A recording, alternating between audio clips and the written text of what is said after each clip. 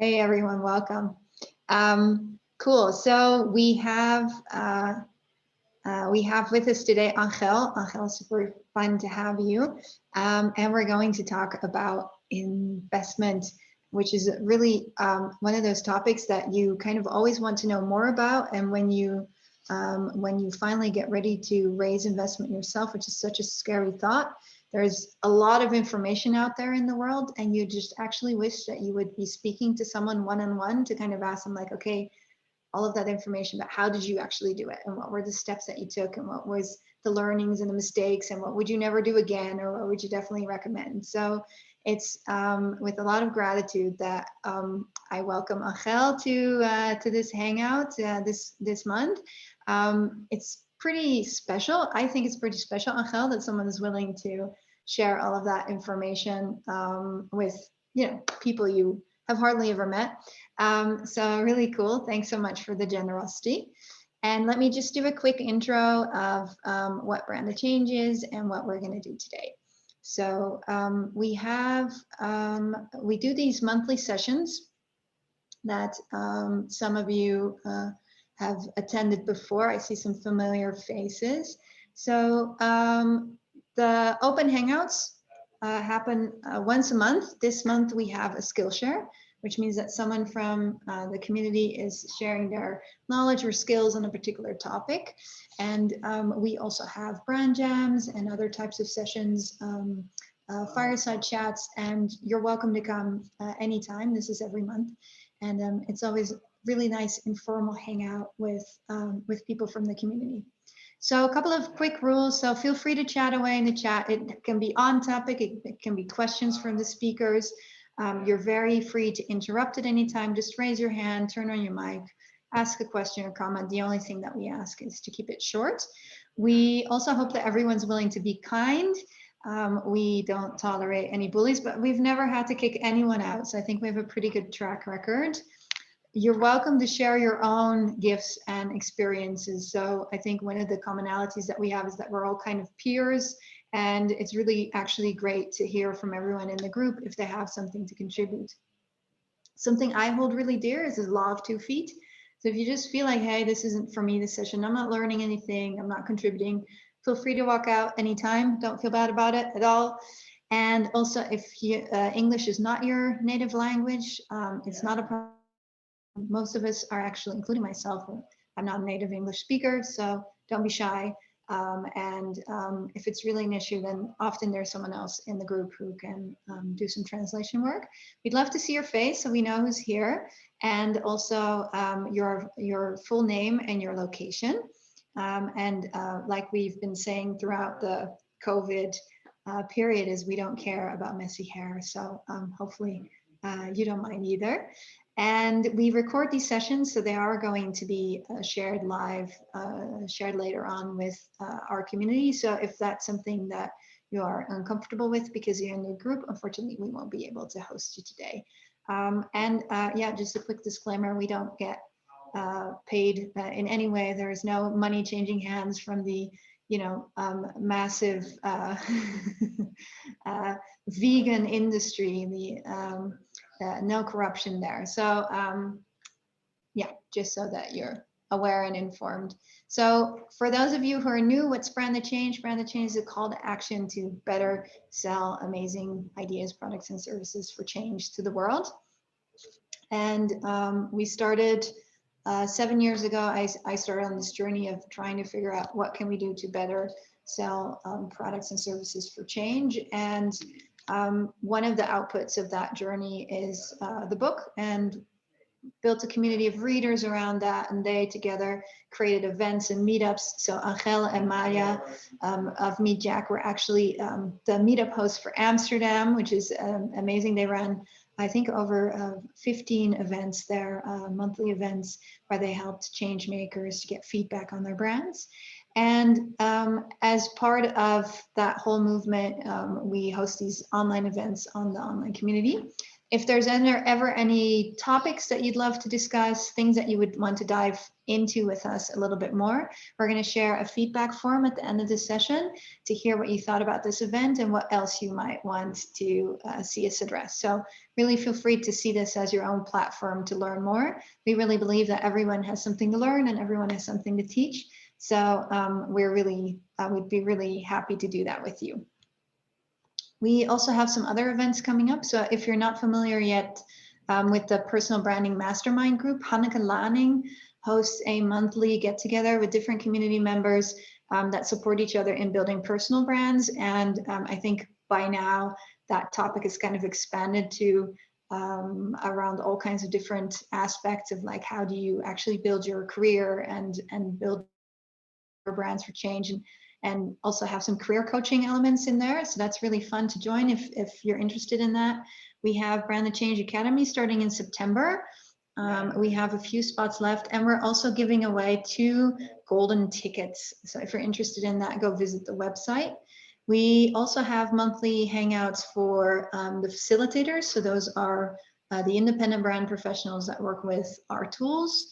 And their next event after this hangout with Ángel is going to be about money. So I'll be speaking to Carlos Saba. Some of you might know him as the co-founder of the Happy Startup School. And we're going to be talking about something like another topic related to investment, I suppose, but money, like money makes you often very uncomfortable, but price is a really important element of brand. So we're going to talk to him about that. The goals of these sessions, so we love to all expand our knowledge and hopefully help you to gain some understanding in the field that you weren't so familiar with yet. We hope you get ideas for your own brand, and we really love to see people meet potential collaborators, and we often meet collaborators ourselves. So that's what we hope to do with this session. And the guest that we're going to hopefully do that with is Ángel. Ángel is the team architect at Meet Jack. He's also a certified Brand the Change trainer. And in his past, he was a business transformation consultant at Capgemini. Capgemini, am I saying it correctly? Yeah. And has a very interesting background as an aerospace engineer from the Technical University in Delft. Which isn't like very often, you don't hear that one every day. Aerospace engineer turns brand consultant, turns team architect. So you're a Renaissance man, Ángel. I get lots of questions and doubts on my let's say journey choices. When you look back, they're all the right steps, right? They took you to where you are today.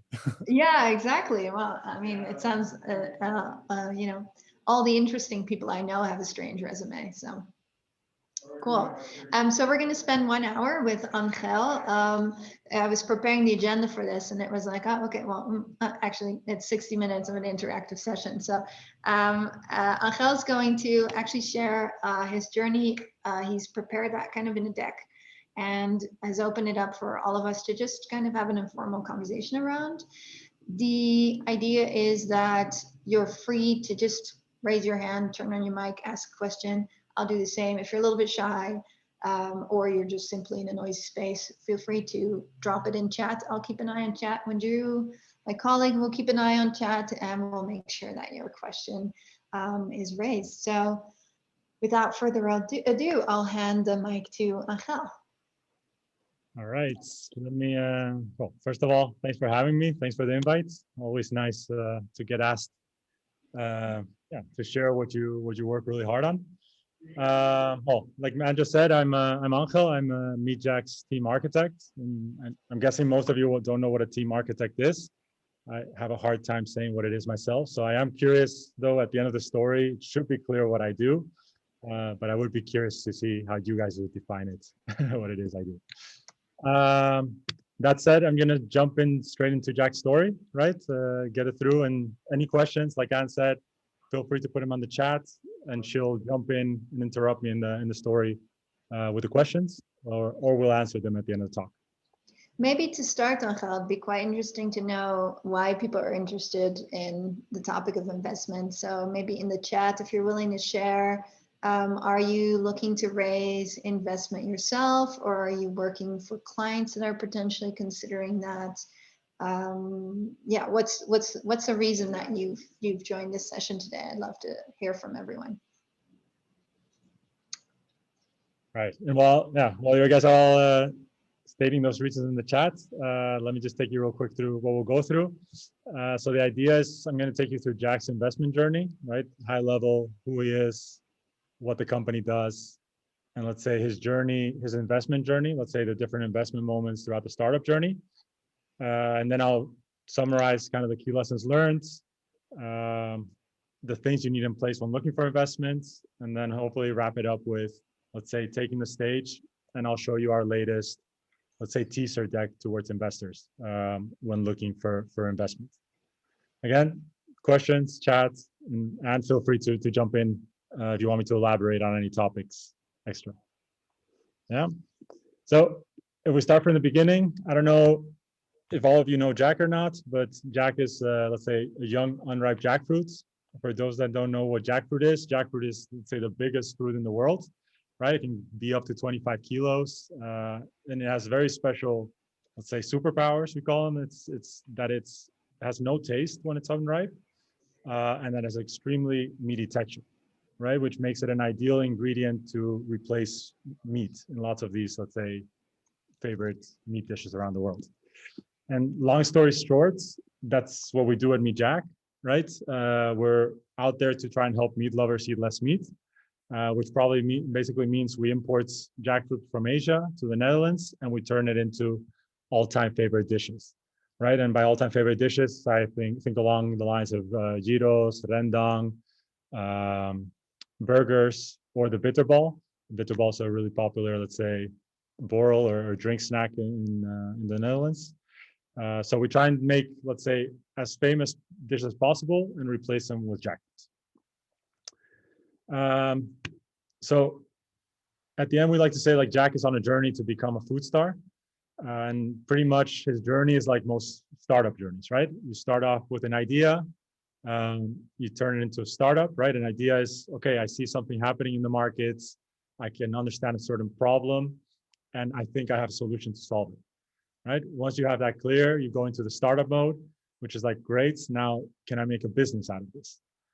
Right? Then you kind of prove you have a business model, you can sustain yourself, and you're like, okay, now how do I grow? And I'm going to focus today's talks on these 3 steps. I'm guessing that's where most people in the community are at. And also that's the only, let's say, referral to Jack, because that's where the stage Jack is right now. But the next steps are, let's say, further investment to expand even more. And at the end, when you're fully star and, you know, everybody in the world knows you when they see your icon or your letters or what have you. So pretty much there's different financing. You can break out different financings throughout the journey. In the idea phase, it's pretty much seed financing, right? You think about investments of 10 to 30K, whether it's an investment or a loan or anything. But it's at the end, small cash amounts to prove that you have a solution that works for a problem in the market, right? It's a way to build a strong story. Then you get into startup financing, usually ranges between 50K and 200K. I'm talking euros, so just to get a sense.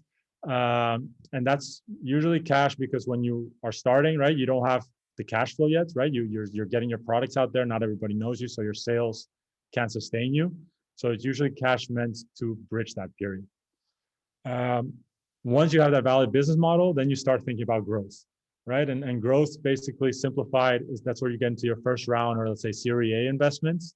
And that usually ranges between 500K, 500K and 2 million euros.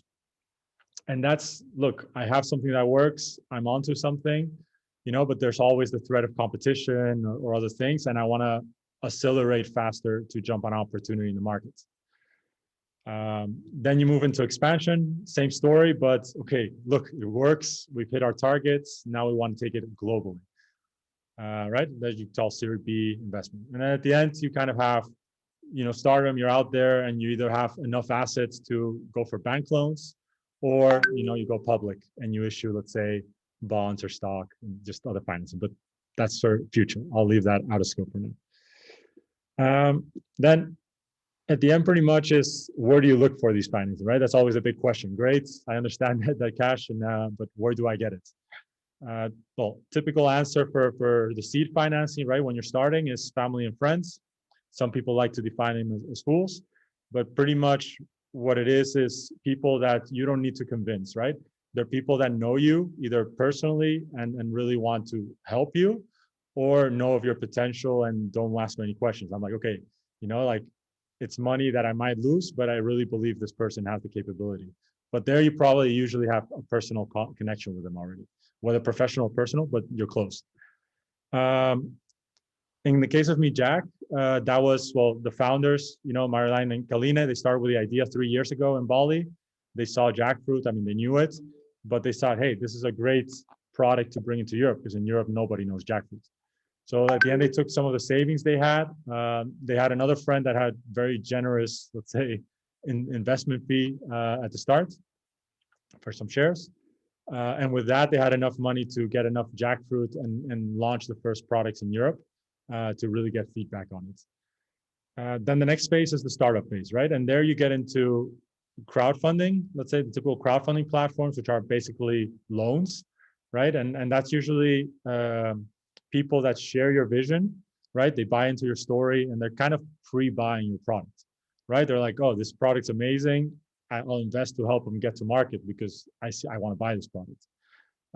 You also have funds, right? There's a lot of impact funds out there where it's people, again, bigger organizations with investors that just don't really care about the return, but they're out to do good. And they're gladly willing to put small amounts to help companies get on their feet.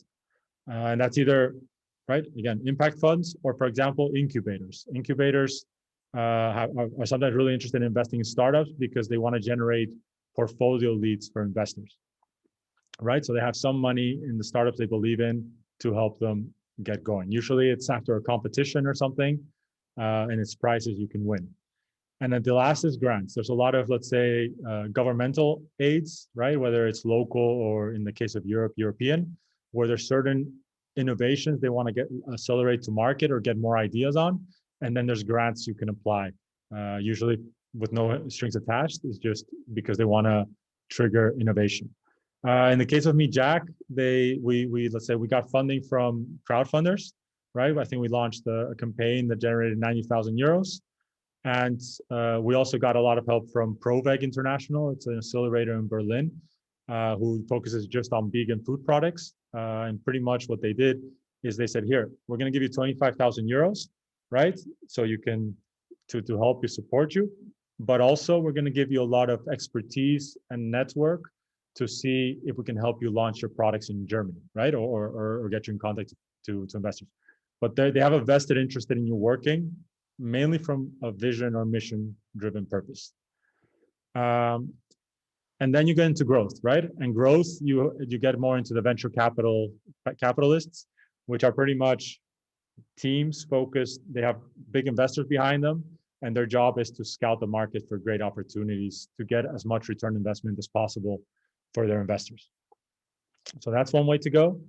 But there you really get into the business talk, right? You get into the talk of like, hey, what's your potential? What's my return on investment? An alternative way to do it, and this is the way Me Jack has gone so far, is you look for partnerships, right? And partnerships, think of bigger companies than you, probably in your supply chain, who you partner up with. In the case of jackfruits, we partner up with our jackfruit supplier, right? And one of our jackfruit producers. So pretty much what we said, okay, we need this capital to grow. But of course, we can look for the capital, or you can provide us with free jackfruit, right? Or you can provide us with free production.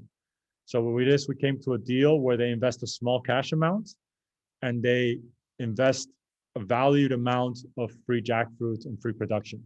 Of course, it's in their benefit, right? Because that value is higher than cash amounts. So it's let's say lesser risk for them to invest a bigger amount. So in lots of cases, my experience also with other companies is that's, let's say, the preferred way to go, because you had more people in your thing that's more people in your partners that are invested in your success, not just cash flow wise, but because they want your product to succeed. on other levels. And then as you go bigger, same story, but exponentially, right? So if you want to grow bigger, you are looking for much bigger investments to go global, and there corporates come in. There's a lot of corporates that struggle to innovate themselves. So what they do is they try and have innovation programs where there's strategic teams looking for initiatives who they can do joint business models with, right? And in that sense, they put all your resources to help you, maybe also some cash, and then again, to accelerate growth, right? And get your reach out there. And then, well, later future is banks and public things. All right. Once we get there, we'll give you a call if we need info on. Okay, if you guys get there, I don't think you'll need my expertise or help from me. That's you've made it, and then it's more how do you delegate and manage success. So Patrick from the Netherlands has a question. If this barter investment that you made with your partners, is that a normal practice, or is that like your initiative or your idea? So I think it's a normal practice. I've seen it, let's say, from my consulting days in Capgemini. I've seen lots of partnership, and usually every big corporate nowadays have their own accelerator programs. At the end, looking exactly to do that, to see how can I leverage the assets I have to make you grow and we both benefit. Why? Because at the end, it's much less risky. All their assets are already in place. They have it. So it's not as risky as investing cash. Yeah. I had another startup in the past, also more on the software side. Same thing, right? It's much easier to look for an investor that invests in development hours, for example, than to find somebody that puts in the hard cash. It's let's say you're more tied together, and you benefit on their expertise more than just here's the cash and I hope you turn it into something. Yeah. One of the things that I heard you say was the exchange, the benefit of money coming with knowledge, right? This is something that I think is very, you don't hear about this much when you hear about raising investment, but I think the mentorship aspect of like, okay, now you've raised the funds and now how do you put them to good use is obviously really important. Do you see that is quite a normal practice in terms of lots more support systems in startup, like let's say incubators and accelerators, but also with private investment groups to provide that mentorship? Yeah, so I mean, I think at the end, if somebody's going to give you money, they're going to do everything they can to help that money succeed, right? At the end, it's a way of protecting their investment. Let's say, I think every company is going to have that in place. How effective they are at it, it varies. But that is something really important, in my opinion, to look for, because at the end, almost more of the value is in that than in the cash, right? The cash is your lifeline to stay afloat. But at the end, the connection or expertise you can find in those partnerships or in those investors, the stronger they are, you almost don't need the cash, right? Because at the end, everybody's ideal journey is not to need investment, right? If you need investment, it means you need help. By needing help, you either give up shares, which is a huge part of your money, or you need to look for loans. So you're actually getting yourself in debt, right? And that means that it's a bag, right? It's a weight on your back. And whether you like it or not, it helps you in the short term. But in the long term, unless you hit everything you plan to hit in your planning, it's gonna slow you down, or even, that's where the death valley is. You're not gonna make it out. So that's always why it's very important to consider A, who you're asking money for, and can they help you? Because you got the money. And B, how much money you're asking for. Because the more you ask, the more, if it's a loan, or the more interest, or the more, weight and let's say pressure that comes with it. So it's to ask for exactly what you need. Yeah. So would you recommend, if you're going to look for investors, you're not just looking for a match in terms of, okay, well, they have the money, they'd be willing to provide it with us, but you also want to match on like values and outcome, but you potentially also want to understand, okay, well, I need the money to grow X, Y, Z, and I need this knowledge or this skill, and I actually want to get an investor that would be able to support us on exactly that. Yeah, exactly. So at the end, investment is like, it's like a client, right? Actually, you tackle it in a very similar way. It's like sales.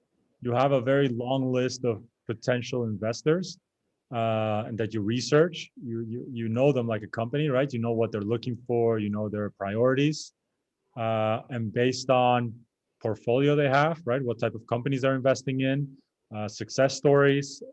You prioritize and you approach accordingly. And that values and everything, it's not essential, but it is really important because it's going to be a business relationship, and it's going to get, the moment things start to go bad or not according to your nice plan, that connection is really important because it's going to determine whether people are going to fight with you and continue, or they're just going to, slow you down and trip you. Yeah, it's like a marriage.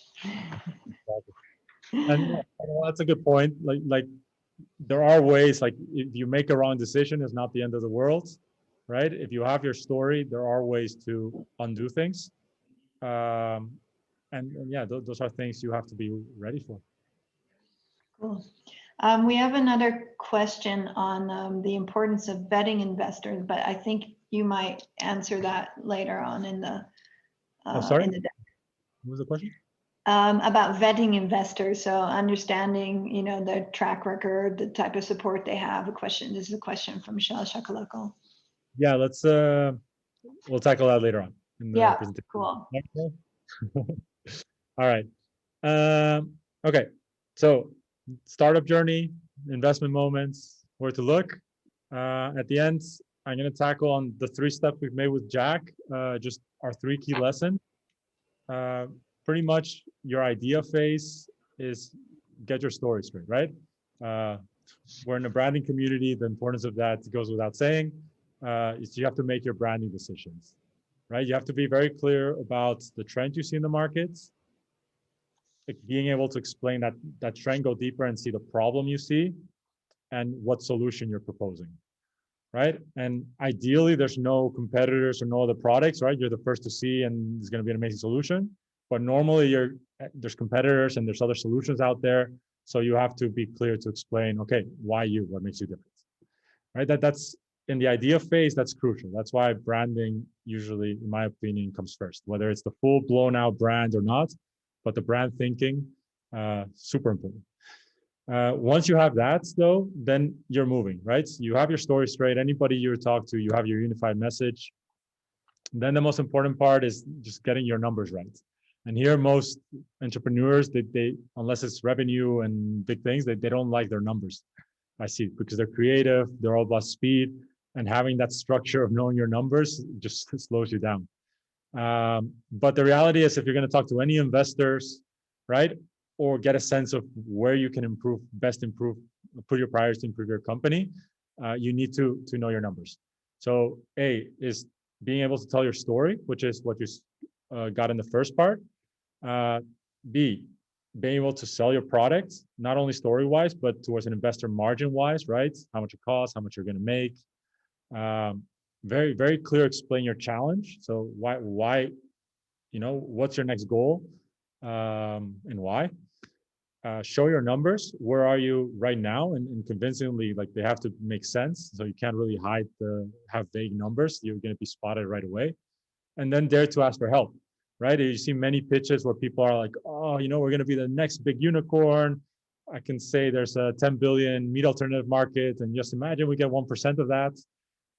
But at the end, you need help to start. So the clearer you are on what that help is, the more likely you're going to get it. That's once you're past that, is just always be ready to run, right? So there's certain things from your product and your business you have to know, and you have to own it, right? From how your products are versus your pipeline of new products, how you go about it, or business, your consumer insights, your product roadmap. Those are all things that as a founder, you need to own. Otherwise, when you're talking to investors, it's going to come across and you lose credibility, right? You won't, they'll see right through it. But also business performance, right? The more you own that, the more agile you are. I don't like to using the word agile; it's very overused. But the more you can adjust and move and make decisions to change direction if needed. So at the end, when people ask you, "Hey, what are investors looking for?" I say, "Well, what would you look into for an investment?" Right? Like most likely, you're going to look for two things: either that it's the safest bet possible, right? That you know if I put in so much money, I'm going to get X much money guaranteed, or that it's a super high potential payoff, right? That's I'm putting in a little money because for most investors it's relatively little money what you're asking for, but the potential return is huge. Kind of those are, in my opinion, the generic two. Now, what investors look on typically, my experience from it, is first your product, right? That the potential is there, meaning that you have an amazing product, that what they see or that you can deliver a great customer experience, right? So the things going on around the product, it's not just that the product's good. That there's that you know your customer, right? That there's a very high perceived value from consumers to what you're selling. And also how good you are at doing it, right? How efficient, how many resources do you need to do all this?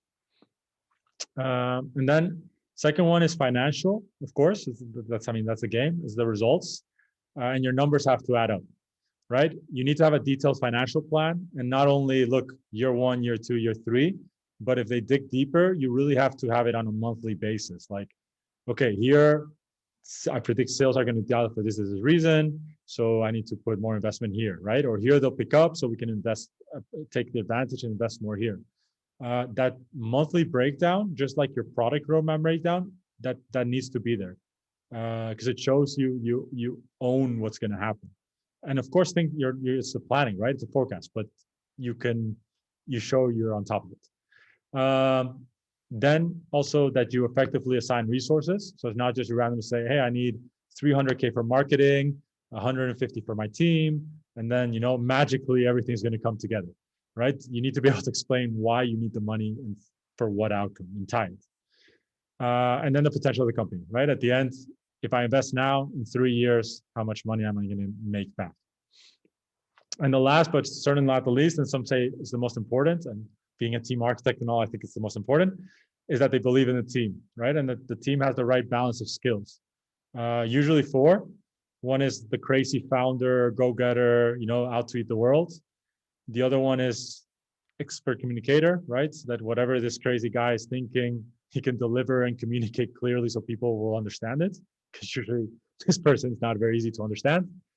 Third is the analytics, business intelligence that is able to report and see what's going on and, control the others on what's rational, let's say the rational mind. And the other one is the content expert, right? Whatever product you're selling or service, yeah, you better be expert in your field.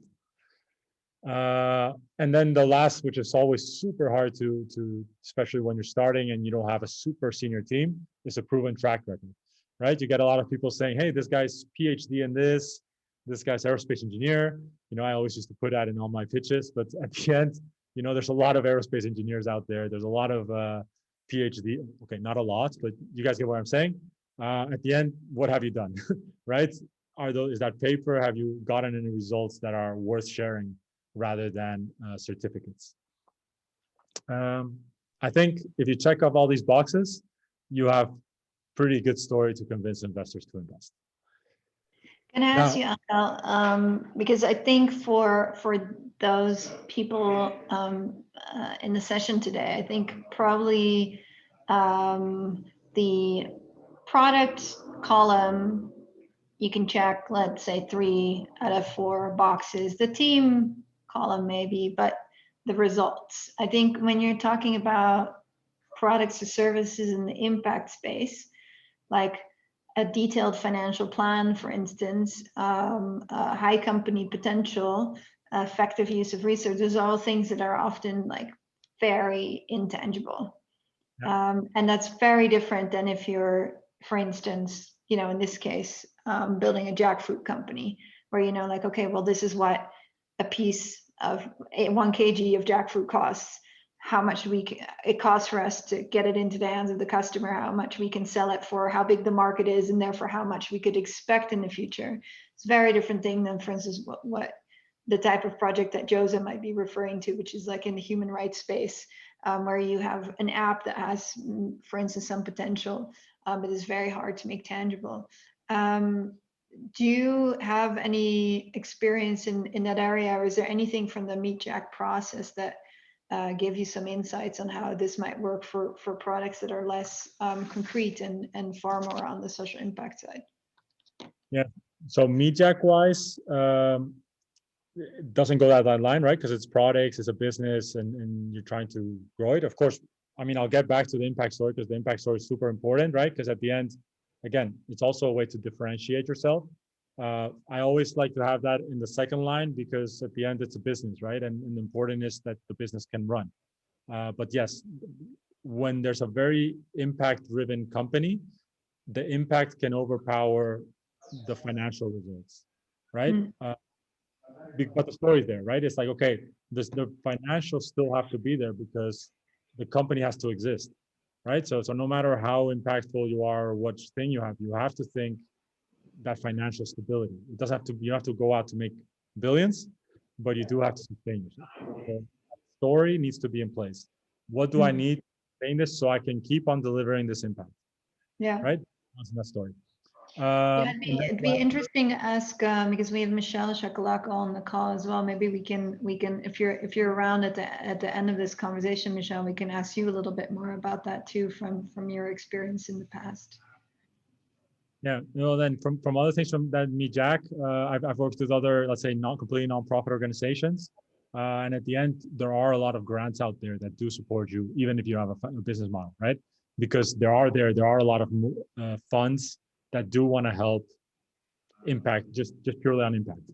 More and more, let's say, investors look for that, but the best bet is to look for those impact funds that want to support those initiatives.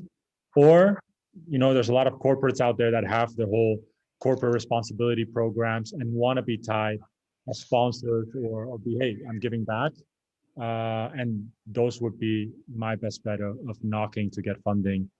Corporates that are looking to, you know, that you counterbalance their business side of things. Yeah. Yeah, and it's super interesting. I just wanted to share this book. It's called The Soul of Money for anyone who thinks that raising investment for social impact, like fundraising at a large level, like that's a hard sell. This is a really interesting book that kind of flips the narrative around, which is that you actually offer value to people when you ask them to give them your money. So if you're looking to kind of organize your brain a little bit and give yourself some confidence to raise funds, this is a very interesting book. Yeah. Yeah. Also, Sorry. No, it's okay. It's okay. Also, I mean, I don't know for the whole world, but I know in Holland there's a book. I forgot what it's called, Funds book or something. It comes out every year, or it used to come out when there was books. The last version was at least in 2018 because that's where I remember reading it. And it comes with a list of every single fund in the Netherlands, and also saying what specific things do they fund, right? So there's of course animal rights, human rights, vegan, like whatever types of initiatives. It just gives you like a yellow book pages with every single fund in Holland and their contact details and websites if they have a website wise. So that's also in Holland, I know it exists. In the rest of the world, I'm assuming not every country, but I'm assuming there's books like that or websites that kind of bring all that together. That's an overview. Yeah, we'd love to know the exact name. We'll go and Maya might know. I think she'll type it in the chat if she remembers. Okay, cool. Kind of like the Book of Funds, or I forgot. It was a while back. Yeah. All right. So at the end, the last step, and this is, I think, where every company goes in the dark. I mean, I coach in a lot of accelerator programs as well, and individually besides me, Jack. And I see every company struggles with this, right? It doesn't matter who you talk to. It's like a forest. I at the end, like I've said before, you have to know where you stand financially, legally, and performance-wise. Those for me are three things, and um, you call it the data room, right? And at the end, that data room consists financially of your cash flow, right? Which is your plan for the future, cash going in, cash going out, and when so you can predict when you need investment or not. But at least it's how you're planning to grow your company. Then you have the P&L statement or income statement, and that's just pure facts, your results, right? What's going in, what went out. So you know where you are. If people are asking, this is where the company is. And then you have the balance sheet, which is, let's say, one high-level snapshot of your company, meaning what assets do I have, right? So what is valued like I can sell, whether that's inventory or your computers or a building you own, right? Or cash. What liabilities do you have, which means what debts, who you owe money for, or who owes you money. And then your equity, right? Which is money that's been put in by investors for shares, or money that's there to get ready to divide to shareholders or put back into the company. It's kind of an equation, but it's at the end a very clear view of picture of, okay, this is the company. This is all we have. Those three things are they're typical three financial things to have in order. And then always nice to know is your company valuation, right? There's an equation out there based on your cash flow forecast, and you can calculate how much your company is actually worth. Of course, based on a forecast, and there's a risk factor in there, but yeah, it's just nice numbers to know off the top of your mind. Then legal, I'm not going to dive too much into it because in MeetJack we have this legal wise guy. He's strategy legal company partner, and he does all the partnerships and just makes all the strategies in place. But pretty much, if I high level what you should think of, it's a checklist, right? It's a checklist that when you start going into big investment talks, you should have in place. And that's like any intellectual property documents you have on products, any trademarks you have registered, your company structure. It might be easy, but there might be different holdings owning different shares, shareholder agreements, and then kind of your team organization charts and let's say your management team CVs. Those are all kind of legal things to keep in mind and not have to always take weeks to generate them if the question comes. And the other ones like on performance level, right? And this being team architect is, your brand, strategy, right? Your positioning, who you're doing this for, your audience, knowing them, having that clear. Then your marketing dashboards, which is pretty much, can I generate leads? Your sales funnel, can I convert them? Your product margins, okay, great that I can get sales, but is this going to help me survive, or do I need to come up with new products or change the products, right? Because I have to sustain it.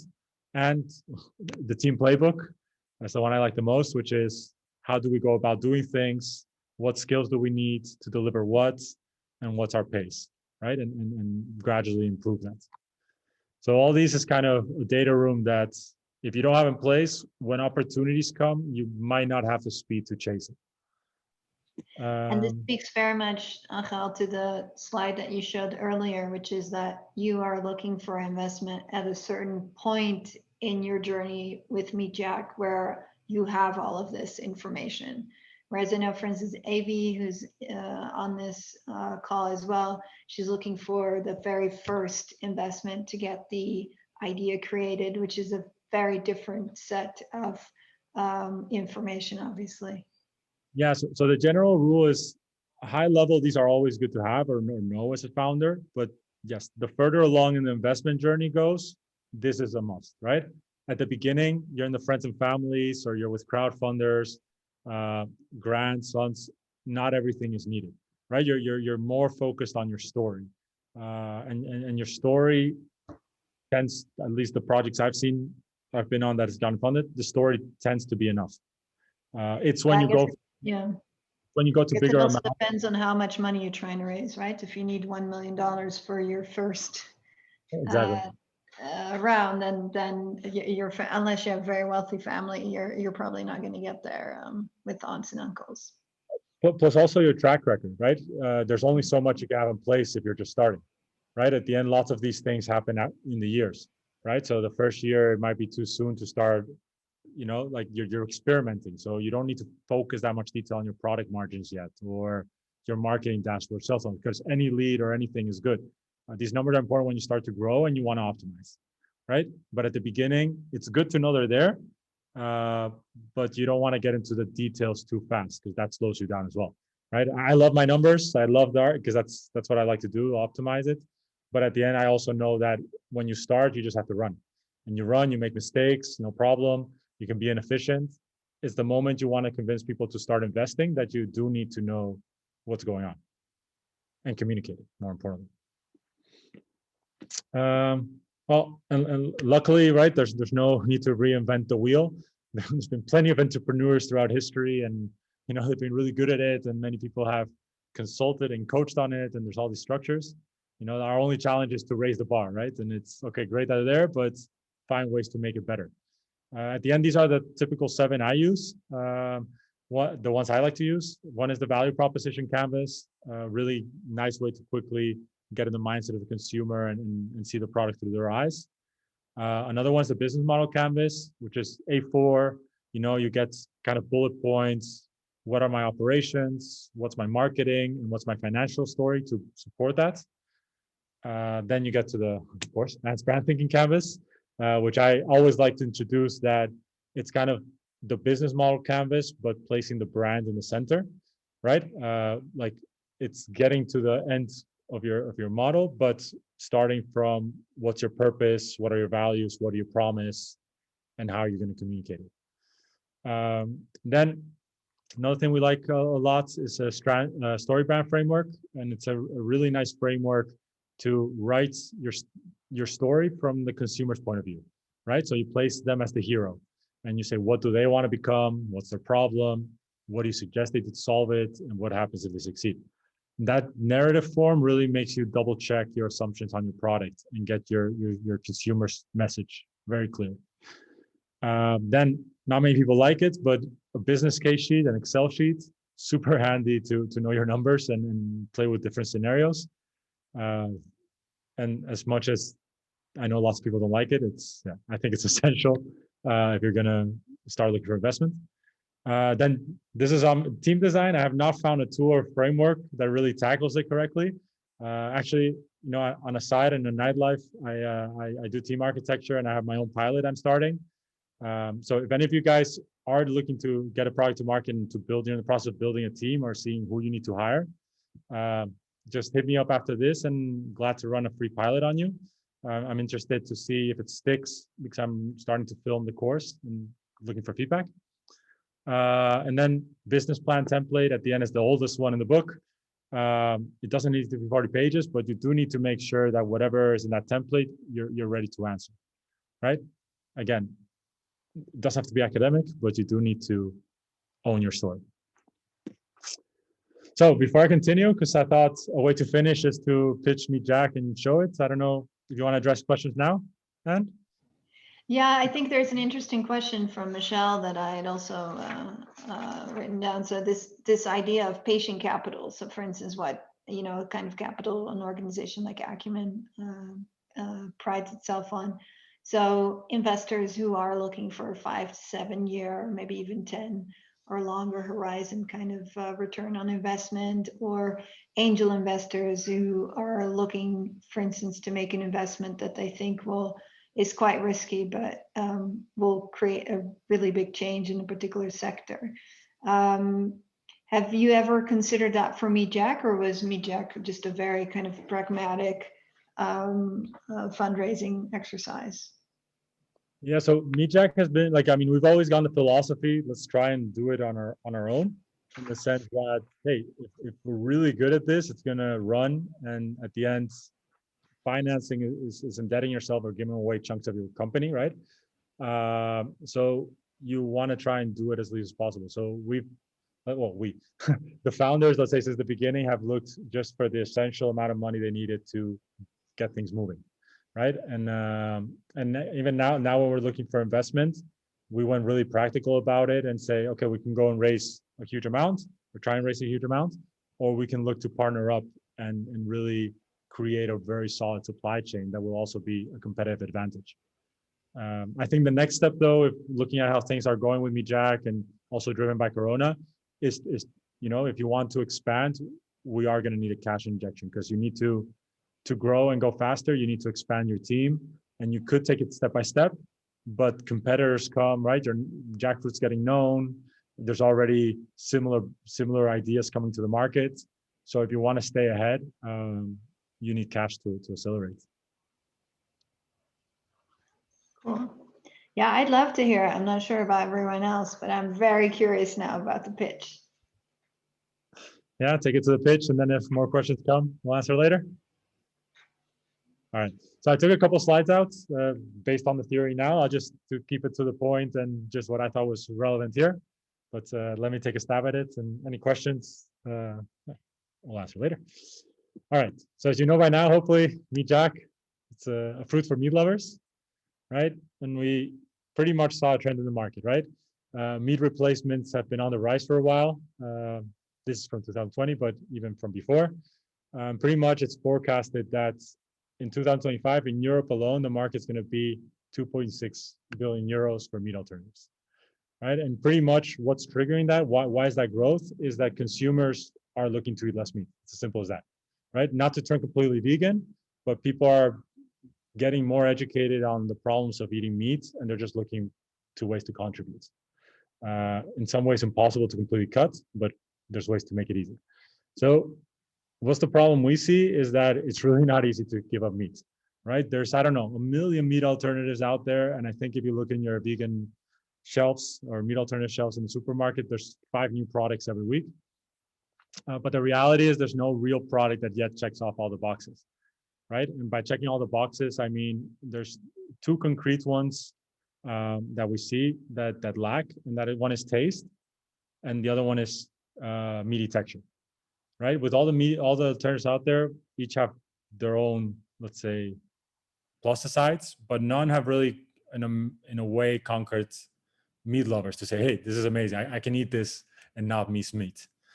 So in our case, that's where Jack comes in, right? Like I said before, Jack, young, unripe jackfruit, 3 superpowers, blends extremely well with spices because it has no taste. So you can give it almost any flavor. Think gyros, rendang, Tex-Mex, meaty bites. You know, like we've been to festivals and people actually, they can't identify what meat it is, but they are sure they're eating meat. We have videos to prove it, not manufactured. And the other one is that it's 100% natural, right? No allergens.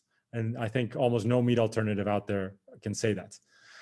So based on those 3 pillars, that's what we say, this is the ideal product to replace meat, right? And we have our track record, right? We've already developed 11 products. We're super strong in B2B. We're in all the wholesalers. If it weren't for the lockdown, we'd be a lot further down the line.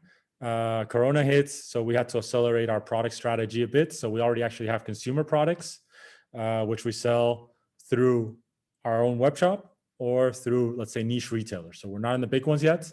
We're hoping to get there by the end of the year. That's the plan. But we are already there and selling and getting great feedback on both taste and texture. And at the end, you know, that's the financial story. I mean, we have the numbers to back it up. Corona pending. You see immediately the lockdowns lifting and our numbers are way up again to the way they were before. Even higher because we've been doing a lot of groundwork sales-wise during the Corona. And at the end to say, okay, that financial is there, you know, but there's also a very strong impact part. And that is basically that out of all of the protein sources out there in the world, MeetJack is by far the best in class when it comes to CO2 emissions. We get asked the question a lot, but you're importing it from Asia. Isn't that a lot of CO2? You know, you're shipping it to Holland. But even with that in there, we're still CO2 emission wise way ahead of the curve on any other protein source. And besides that, you know, there's another thing that we'd like to always highlight is that jackfruit is really a smart crop, right? Right now, jackfruit in most countries where it grows is a waste crop.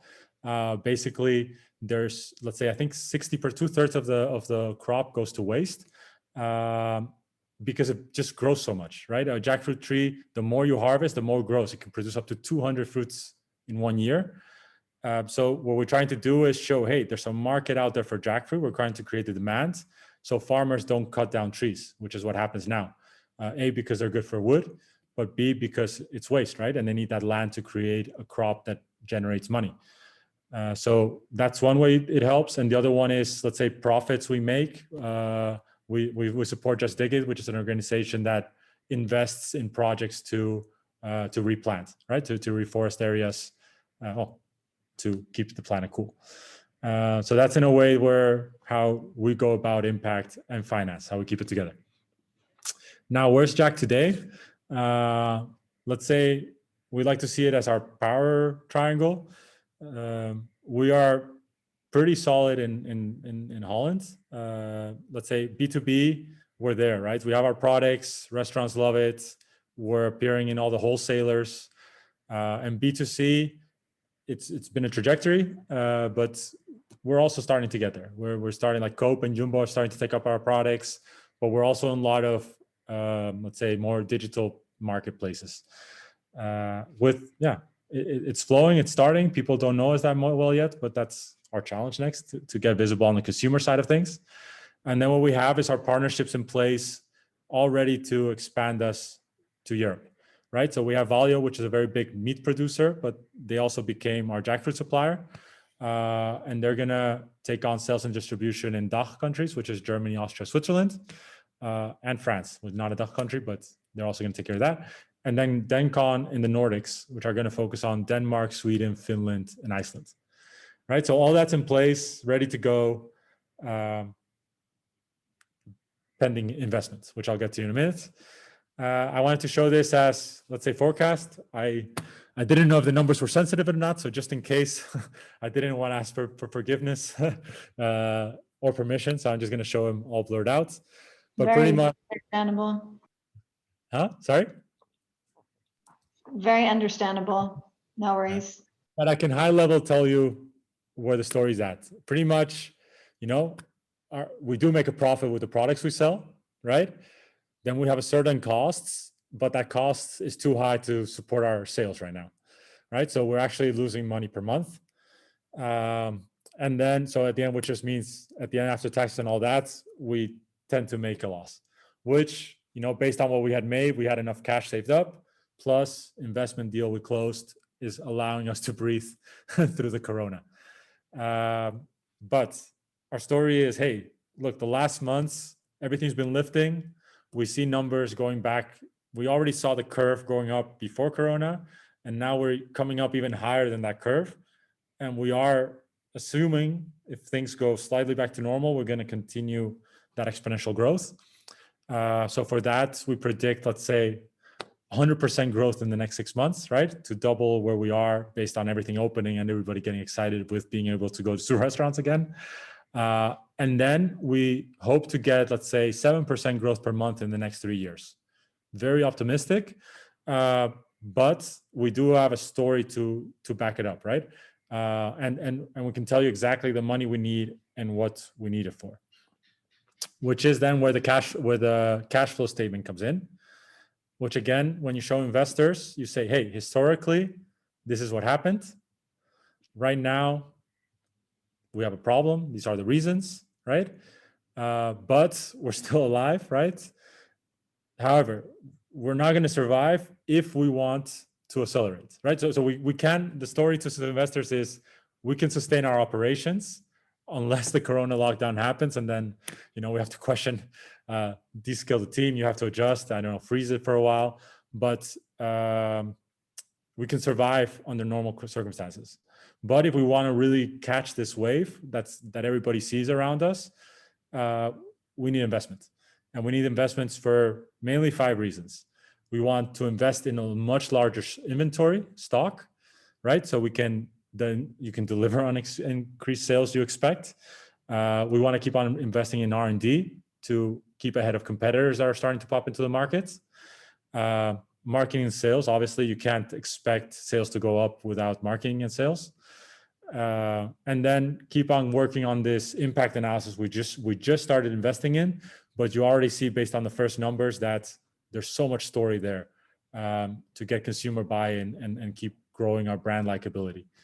And the last but not least is a bit of work capital, because you need to pre-invest in your team to keep up with all the workload that's going to come from it, right? So you kind of break it down, and again, we can have a much longer story behind each one to say what numbers go to what, but those are pretty much the levels. And then you assign a number, and then at the end, this is just a teaser, right? This is the end.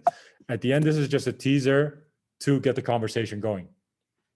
And at the end, investors, they see so many of these, they're going to make up their mind really quickly whether they want to talk on or not. And if they do, then you open up your data room and you go into future talks, and a whole long process starts, which can take months. But if you have your things in place, it will probably end up good. That was it. Wow. Yeah, it was super interesting to get a look in the kitchen, as we would say in Dutch. Literally in your case. I skipped over important slides. Sorry, the team slide. That's also usually important. But I just thought time-wise, I mean, the team is there, and I'm glad to introduce you to everybody. But I just thought flow-wise for the company. Yeah. Was good. Well, Godwin was asking if you'd be willing to share the deck as with people who are on the call after this. Let me look over to check the brand guardian. Not my decision, but yes, apparently yes, we can share the deck. Oh, that's super. That's amazing. Cool. I was kind of interested in so obviously you've put a lot of effort into crafting the value, the value proposition for the consumer, but I imagine that when you start working on a deck for investors, you're thinking about your value proposition to investors. And I noticed that you had included there were 3 slides, if I'm not mistaken, that had something to do either with like clear consumer trends. Yes, that's on sustainability, but also like impact in terms of deforestation and other environmental aspects. So I'm assuming that you pitched this to organizations for whom those aspects are actually interesting. How do you find the right value proposition for the right type of investors? Because I think for a lot of us, it's actually quite hard to understand like what is a good value proposition for investors, and that's very different for someone who's just looking to make great, a killing financially, than someone who's in it for the impact and someone who's in it for to accelerate a certain topic. It's very simple question answer. Actually, it's you ask whether it's them directly or you ask incubators or accelerators that have that network, right? And you ask, like, people know, and you can also kind of get a sense from the different portfolios they have in their company, or their calls to action, right? People usually call for projects, and usually there they explain very clearly the what they're looking for. Right?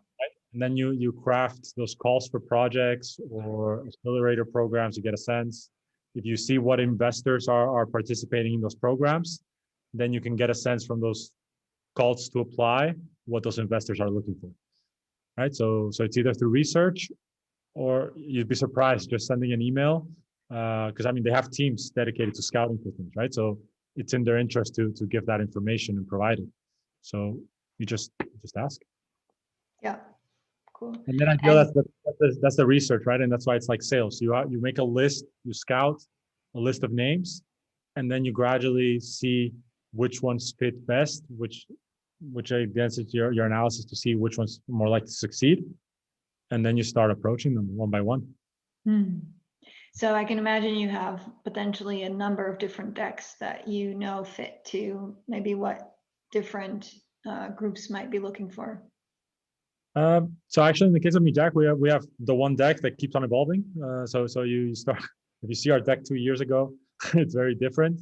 You learn from talks, it evolves, because at the end, your story is your story, right? A lot is in the voiceover, right? But at the end, your story is not going to change much. You're not going to change your impact or what your company's doing based on the investor. If it's just a story, they're going to see right through it. So at the end, the stronger you are and the more consistent you are in your story, the more you can defend it. and they might not want to invest because at the end, it's not the idea to convince them. I mean, you have your thing, and your idea is to say, hey, I have an opportunity for you. Do you want to jump on board or not? And if they're interested, amazing. Because that is something I see a lot, and usually people look for investment out of desperation, but that's usually why it's so hard to get investment, because That's never a good value proposition. no, that's usually when people start looking for investment instead of having a plan and saying calmly, right, ahead of time, okay, by this point I'm going to need investment, so I better start looking now while I'm still calm and things are still looking good. But you can get a sense of when you need investment. When you're desperate, it's too late because they see it, and either they're gonna take advantage and invest very little for a lot, right? Or you're just gonna go in the back, because at the end they want to invest in things that are likely to succeed. And if you're desperate, you have kind of a crying for help story, it's not likely gonna work. Save me. Yeah, cool. I was curious because I see Michelle, you're still on the call. I don't know if you're able to turn sound on, but I was curious. Yeah, and video. Hey, good to see your face quickly. Oh, there's a background. Hey. Yeah, I'd love to also hear your perspective of the kind of investment journeys that you've been on for the different organizations that you've built, which were very, very impact driven, like Meet Jack, but on a totally different field. Was there anything in Angel's presentation that we were like, oh, this would be very different from, the kind of organizations that I've built? Yeah, I think what I found interesting was, because I've never been in a fast-moving consumer goods situation, or or you're building a technical product, but not necessarily. Well, okay. So what I noticed that there's a difference in when we talk about scale. Like, so we talk about scale where when Angel was showing his slide around, here is the idea phase, here's the startup, here's the growth.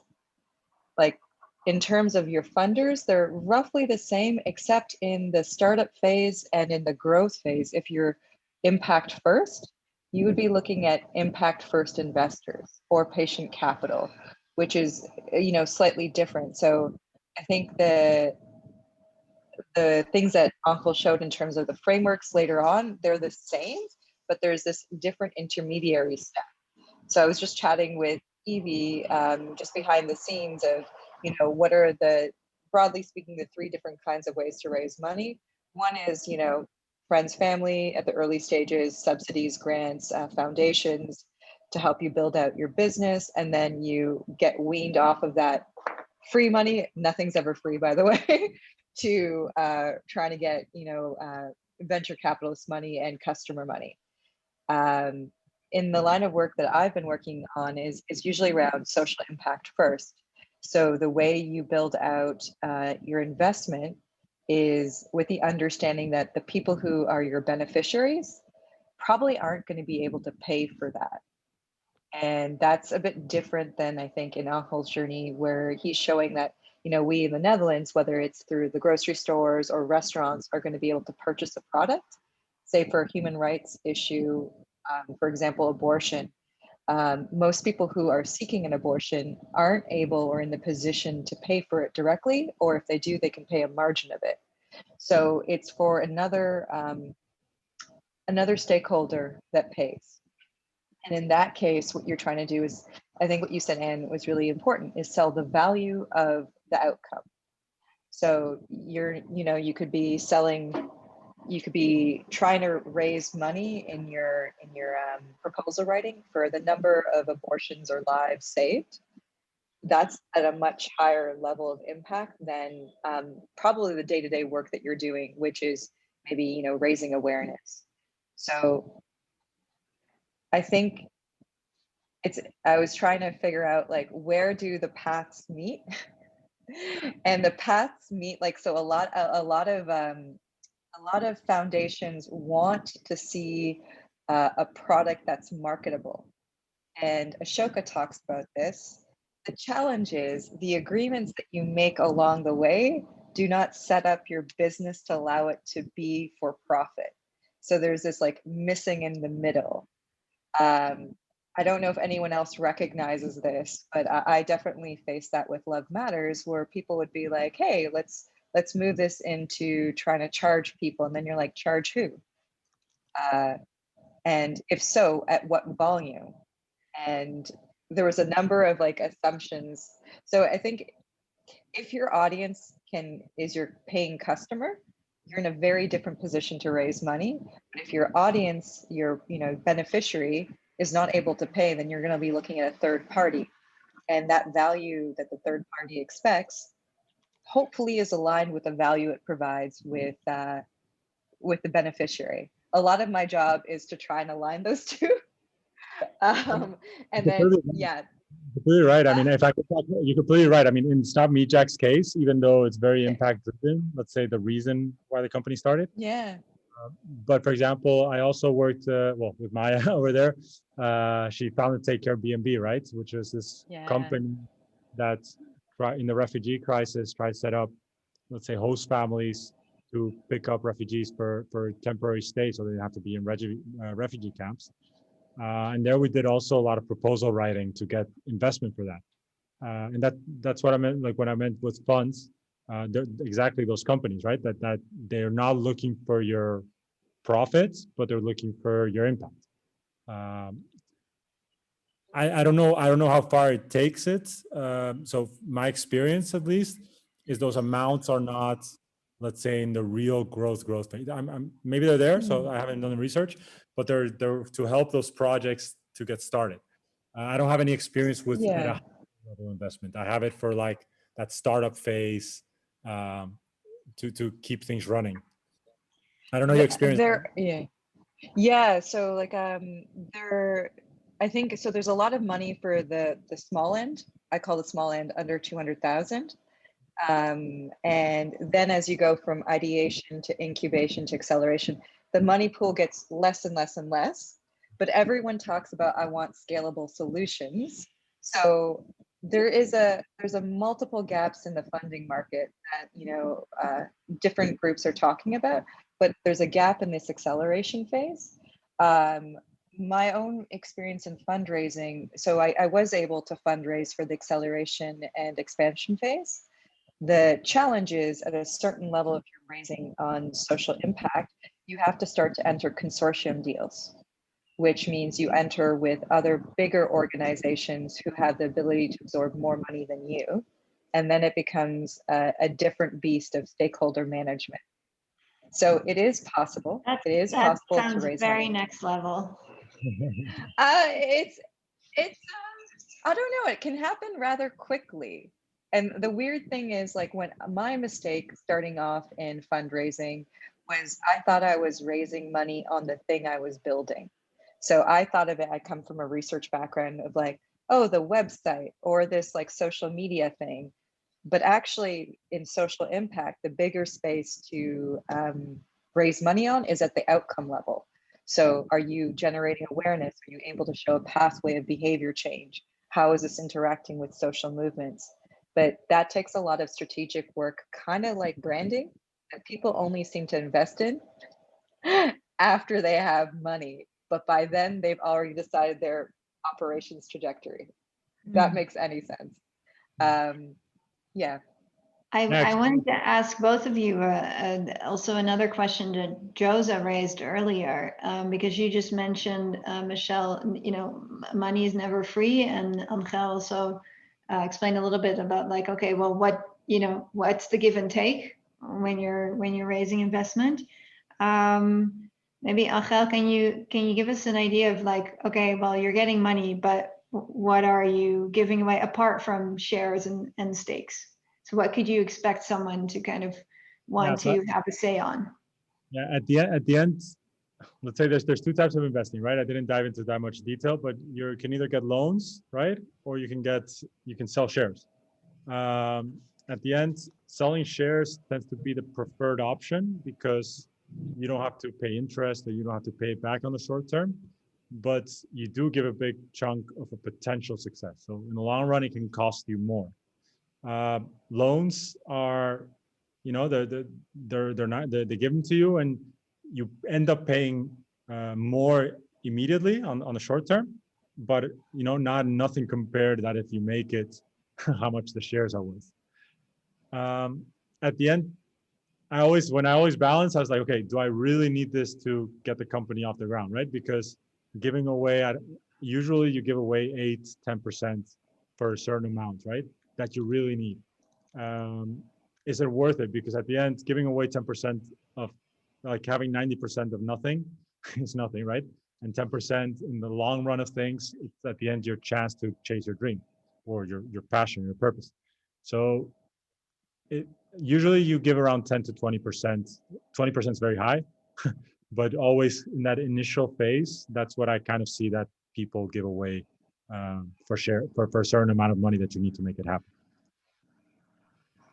And Michelle, what in your experience, what kind of control do you give away when you get outside investors to come in? Well, it's interesting when you're in this small ideation phase, because like kind of no one really expects you to succeed. It's like a nice little case study that donors say, oh, we're investing, I'm just making this up, blockchain for some weird thing. And they're like, or I have drones, like I'm in the humanitarian sector. And you're like, that's just not, but they're very excited about that. So they have no problem giving you that, you know, I guess in a weird way, it's their petty cash. But once you're starting to actually have a little bit of success, and that little bit of success might challenge the status quo, then it becomes like an interesting game, because they would like to have innovative solutions, but how do you play within their portfolio?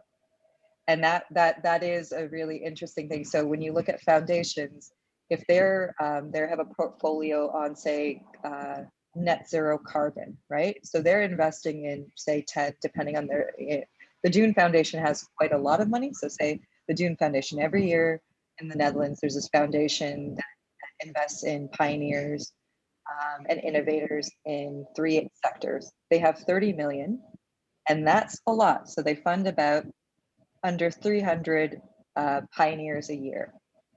And so now they're looking at you as a single investor in their portfolio of how do you build to their idea of change. So this vetting of your investor in the social impact space is super important, because you could be an innovator, disruptive. I feel like Gotham is in this place. And yet they have a stable roster of ideas that they have, you know, banked on. And if you don't know how to play in that field, you have to have an investor who is willing to go against the grain. And that means that investor either has to have a shit ton of money, and or they really understand the problem. And those two things are rare together. I feel like Gotham should talk about this. Michelle's referring to my husband. He is in the other room, but I'm not going to pull him in right now. Yeah. Well, I think one of the interesting things that kind of watching him fundraise over the years and hearing the story of Ángel and kind of knowing you, Michelle, as well, is that for me, it was really eye-opening, this idea that, you know, investors come with strings attached, and you need to really think through like why you would want to even, you know, invest in the process of getting to one, because especially for smaller projects, you might, you know, be better off bootstrapping for a while. It might cost you less time, you know, building the product than it costs you to find the money to build the product. But I also think that other alternatives, like for instance, crowdfunding is often called like, oh yeah, it's a great way to get investment, but that's also not a free way to get investment, right? So for instance, we crowdfunded the first version of the toolkit.